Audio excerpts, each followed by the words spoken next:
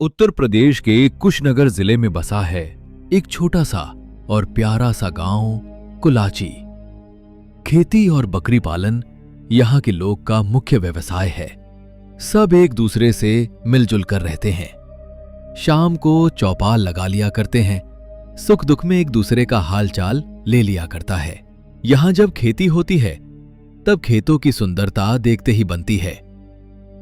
हफ्ते में एक बार गांव में पंचायत लगती है और सब एक मिलकर अपने मतभेद दूर कर लेते हैं। एक ठंडी बारिश भरी रात थी।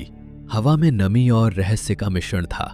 गांव के छोटे से चाय की टपरी पर जहां दिन भर लोग इकट्ठा होकर गपशप करते थे, उस रात केवल 2 ग्रामीण और चाय वाला केशव बैठे थे। लालटेन की मध्यम रोशनी में बारिश की बूंदें चमक रही थीं और दूर कहीं कुत्ते भौंक रहे थे। तभी दुकान की ओर एक जवान खूबसूरत लड़की अनीता की आहट सुनाई दी।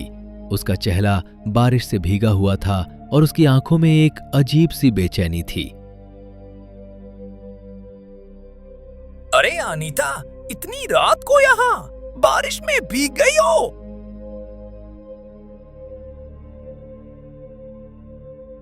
केशव भैया, रास्ते में बारिश तेज हो गई, सोचा यहाँ रुक जाऊं।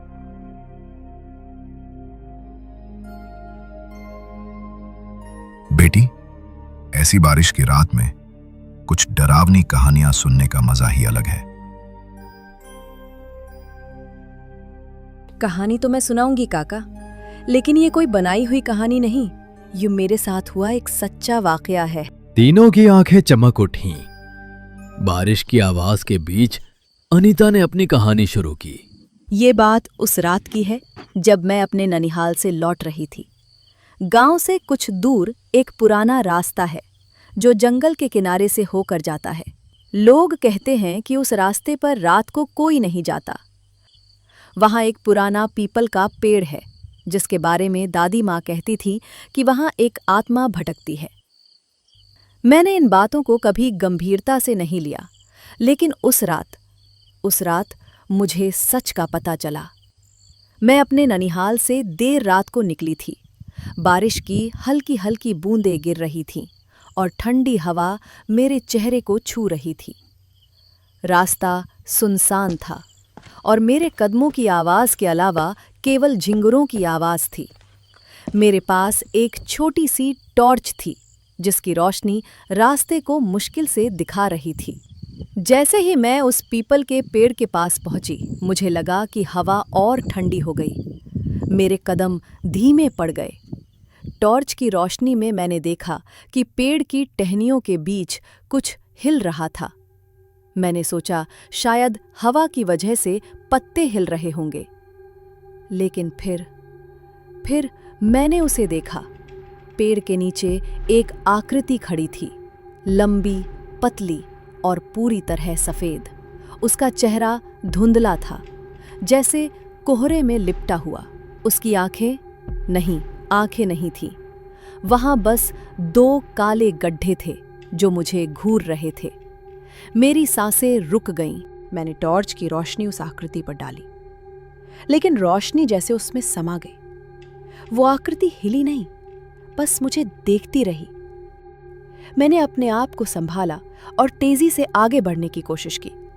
मेरे दिल की धड़कन इतनी तेज थी कि मुझे लग रहा था कि वो मेरे सीने को फाड़ देगी।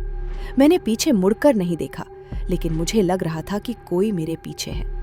मेरे कदमों की आवाज के साथ साथ एक और आवाज थी, एक हल्की सी सरसराहट, जैसे कोई मेरे पीछे चल रहा हो। कुछ दूर चलने के बाद मैं एक छोटे से पुल के पास पहुंची। वहां एक पुराना मंदिर था जो अब खंडहर हो चुका था। मैंने सोचा शायद वहां रुककर मैं अपने आप को शांत कर सकती हूं, लेकिन जैसे ही मैं मंदिर के पास पहुंची, मैंने फिर से वही आकृति देखी। इस बार वो मंदिर के खंडहरों के बीच खड़ी थी। उसकी मुद्रा वैसी ही थी, सिर झुका हुआ, और वे काले गड्ढे मेरी ओर देख रहे थे। मैं चीख पड़ी और वहां से भागने लगी। बारिश अब तेज हो रही थी। मैंने टॉर्च फेंक दी और बस भागती रही, लेकिन चाहे मैं कितनी भी तेज दौड़ूं, वो आकृति मेरे साथ साथ चल रही थी। कभी वो रास्ते के किनारे खड़ी होती तो कभी पेड़ों के पीछे। उसकी गति मेरे साथ थी, जैसे वो मेरे साथ खेल रही हो। मैं एक खुले मैदान में पहुंची जहां कुछ पुराने खेत थे। वहां एक छोटा सा कुआं था जिसके बारे में लोग कहते थे कि उसमें एक औरत की आत्मा रहती है। मैंने उस कुएं की ओर देखा और वो आकृति वहां खड़ी थी। इस बार वो थोड़ी और करीब थी। मैंने देखा कि उसके हाथों में कुछ था, एक पुराना फटा हुआ कपड़ा, जैसे किसी का दुपट्टा। मैं रुक गई, मेरे पैर जैसे जम गए। मैं चिल्लाना चाहती थी लेकिन मेरी आवाज गले में अटक गई। उस आकृति ने धीरे धीरे अपना सिर उठाया और मैंने देखा कि उसके चेहरे पर अब एक मुस्कान थी, लेकिन वो मुस्कान इंसानी नहीं थी। वो ऐसी थी जैसे कोई भूखा शिकारी अपने शिकार को देखकर मुस्कुरा रहा हो। तभी दूर से एक घंटी की आवाज आई। पास के गांव के मंदिर से सुबह की आरती शुरू हो रही थी। उस आवाज के साथ ही वो आकृति धीरे धीरे धुंध में गायब हो गई। मैंने राहत की सांस ली और किसी तरह गांव की ओर भागी। जब मैं अपने घर पहुंची तो मेरी मां ने मुझे देखकर कहा कि मेरा चेहरा सफेद पड़ गया था, जैसे मैंने कोई भूत देख लिया हो।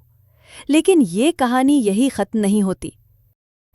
अगले दिन जब मैंने अपने ननिहाल के रास्ते पर दोबारा देखा तो मुझे अपनी टॉर्च मिली, लेकिन उस टॉर्च के पास एक पुराना फटा हुआ दुपट्टा भी था। वो दुपट्टा मेरा नहीं था और जब मैंने उसे उठाया तो उसमें से एक अजीब सी गंध आई, जैसे सड़ी हुई मिट्टी की।